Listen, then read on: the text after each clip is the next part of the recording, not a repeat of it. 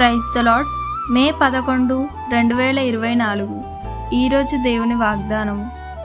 విచారము కొట్టివేసి నేను వారికి ఆనందము కలుగజేతును. ఇర్మియా గ్రంథము 31వ అధ్యాయము 13వ వచనము. I will turn their mourning into gladness. The book of Jeremiah chapter 31 verse 13. నీవేవైనా ఇబ్బందులతో సమస్యలతో బాధపడుతున్నావా? ఆ సమస్యల నుండి ఎలా బయటపడాలో తెలియక చింతిస్తూ బాధిస్తున్నావా? దేవుడు ఈరోజు నీతో మాట్లాడుతున్నాడు. నీ బాధనంతా తీసేసి దేవుడు ఆనందంతో నింపుతా అంటున్నాడు. అంటే నీ జీవితంలోకి ఆనందాన్ని తీసుకొచ్చి నీ జీవితాన్ని వెలుగులో ఉంచుతా అని అంటున్నాడు.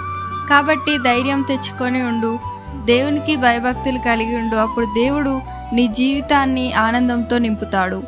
ఈ వాగ్దానం మన జీవితాల్లో నెరవేరును గాక. ఆమెన్.